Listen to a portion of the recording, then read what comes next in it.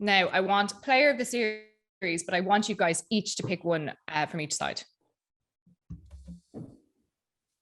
Oh, hard, isn't it?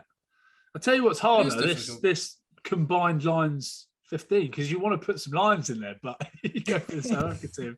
Stressing out about this. I'm going to go. I think Ebenezer was massive. I think really, you know, I thought he was immense. I really do. And when you're coming up against quality in Alan Wynne and Itoje, you need your big players to step up in big games, and he's been a kind of pillar of that Springbok pack. I'm just amazed with his fitness and how well he moves. For a man that big, you watch him move around the park. He's unbelievable. It's like he should be half his size. He moves as well as an athlete half his size. And the way he's, his attack, his defense, his leadership qualities. I thought he was huge for the Boks. And likewise, my other player of the series on the Lions side, I'd agree with the actual official vote in Maro. I thought Maro in the test matches really did stand up, and certainly that first test, I think probably a career-defining performance from him. I've not seen him play that well in any sort of test match, and to deliver that in a game of that magnitude was pretty special. So I'm going to go with the two rows, Ebenezer and Maro. John, what about you? Yeah, I'm actually, and from a South African point of view, the midfield combination for me, they're not flashy, they're not, they've got a certain job to do within that team, but the small things certainly makes a big difference in that team environment. So Damian de Allende for me was just so solid in the midfield. He, tackles that he made, turnovers that he won, pressure that he put on the opposition at ruck time.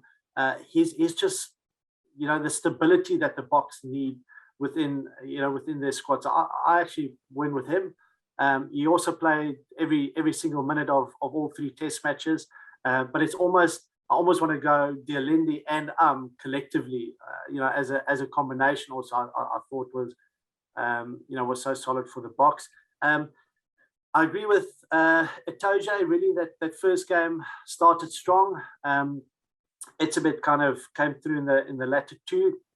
So I'm going to go back to Ali Price as the player of the tournament from a Lions point of view for me.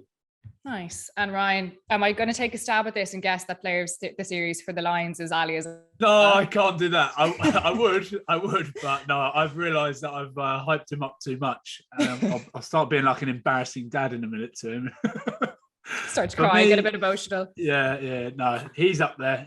But for me, the Lions, I agree with Itoje, as hard as it is to say. He, again, got talked out of it, didn't he? Said he wasn't playing. They talked about him saying he wasn't playing his best rugby. And again, another person that I think grew into the tests and was just a menace constantly.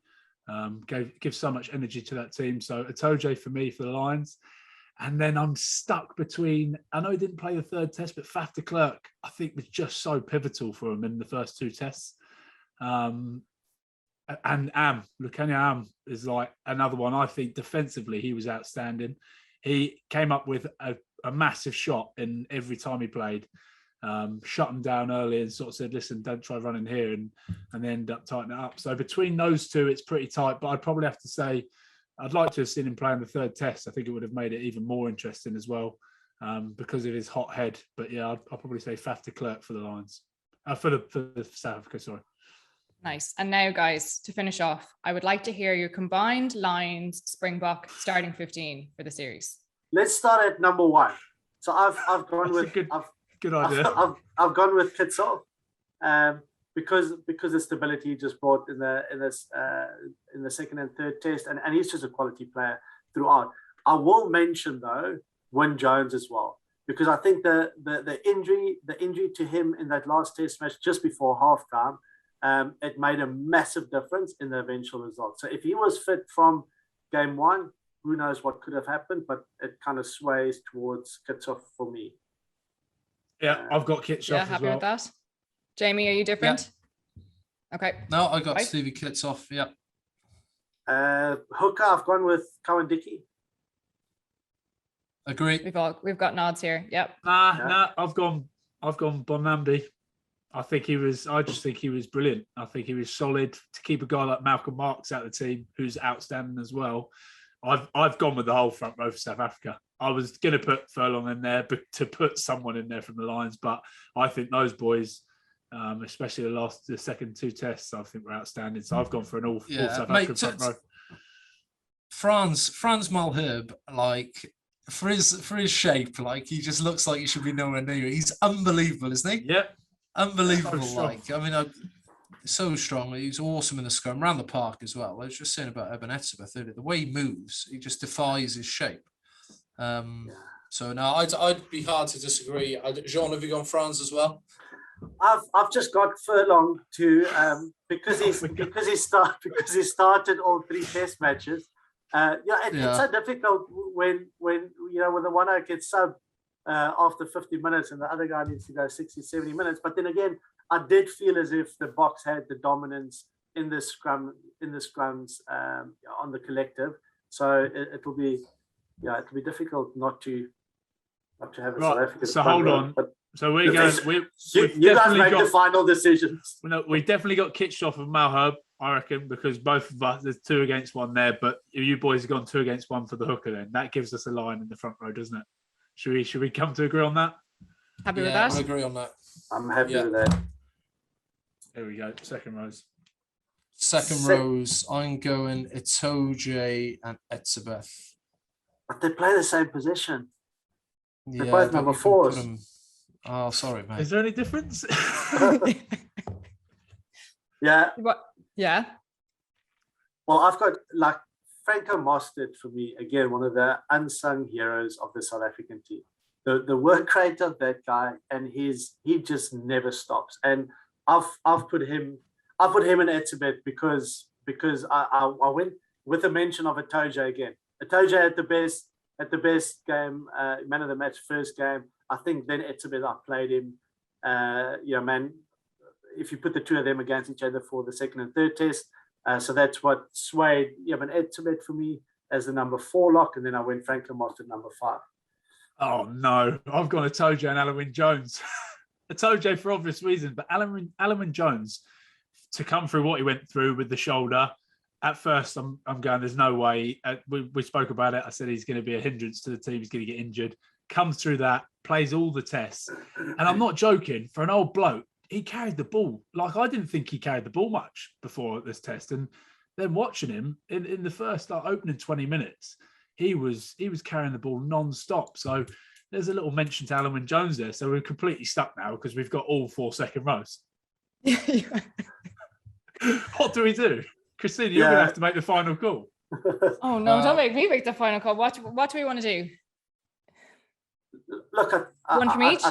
I think if you go and split the 2, then Itoje and Etzebeth probably would be the 2 best. I'm happy with that. Yeah, Jamie, you happy with that? Yeah. Okay. Back row. I'm writing this down, by the way, just so we've got it. Yeah, I've got it as well. Back row.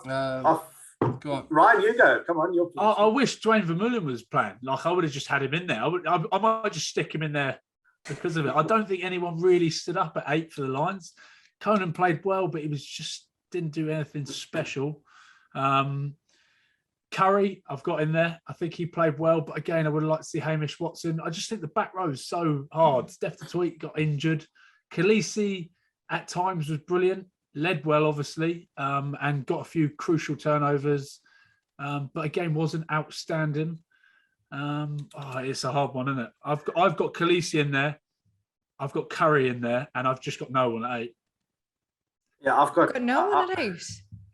I went Conan at 8 because of he started all 3 test matches and just the at the Boks you had chopping and changing, and I don't think one of them played so much better than the others. I thought Conan had a strong game in the second test match, actually, in a losing game. So I went with him at 8. I went with Khaleesi at 7. I actually went with Laws at 6 because I thought he had a strong game in the first test match. Faded out towards the second and third, but again, no one that much better in the Springbok setup. So I was going to put Khaleesi and Conan. I was going to put Laws at 8 but he never played there in the tests, and I thought, well, you can't really do that. Jamie, what do you reckon? So do we go Khaleesi, Curry, and Conan? I'm going Khaleesi, Conan, and Curry. On my 3. Happy with that. I've got Khaleesi and Curry, so I'll stick Conan in there for you. I go Ali Price 9. I think of the test series. We've got nodding heads here. So are the other two? Are you guys in agreement? Happy with that. Right. Fly half. Yeah.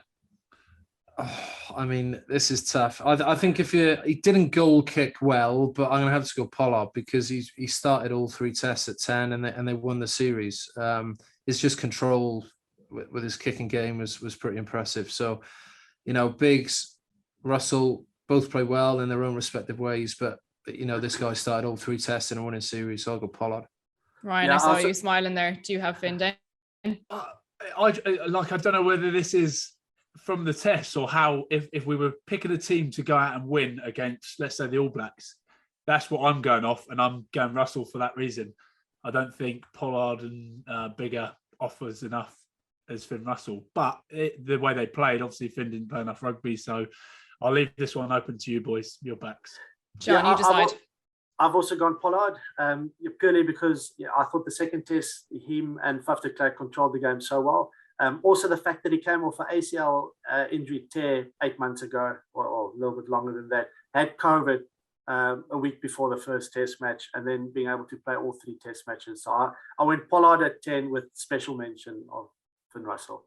Right, guys. Shall I just do 12 and 13? I've got 12 and 13 now down. Delande and Lukhanyan. Like, they were solid, weren't they? Agreed. Same with me. And we all know which winger we're keeping in there. Yeah, well, Cheslin has to be in there. I think Willie LaRue was impressive. I thought he played really well as well. And I get the other wing spots open for debate, boys. Yeah, I've got with the all South African back 3, Willie LaRue, Cheslin Colby, and Duan van der Merwe. See what you did there. What are you guys in agreement? Duhan or Mapimpi? Duan for me, just he's not like a traditional wing, but he actually kept the defense quite busy. And they really struggled to get him down. When he carried the ball, so that's why I went with him. Yeah, I'm inclined to agree. Actually, if you look we didn't see the best of him, but if we looked at the way his work rate, his kick chase stuff is, we did actually play really well, and but we didn't see the best of him carrying the ball, which is what we're used to seeing, certainly in the Six Nations and at club level as well. But I thought on the other facets of his game, to start all 3 tests and play as well as he did, I go Duhan as well. So I go Colby, Willie LaRue, Duhan van der Merwe. I'm happy with that. How excited were you when you saw Van der Merwe up against Colby, 2 completely different rugby players, and then you never saw anything of it because the ball just never got there? Right, guys. So then have we decided on it? So our line Springbok 15 for the series is Kitchoff, Cowan-Dickey, Malherbe, Atoje, Etzebeth, Khaleesi, Curry, and Conan. And then we have Price, Pollard, Delande, Colby, LaRue, and Van der Merwe. All happy? Yes. Okay. It's an all right team, isn't it?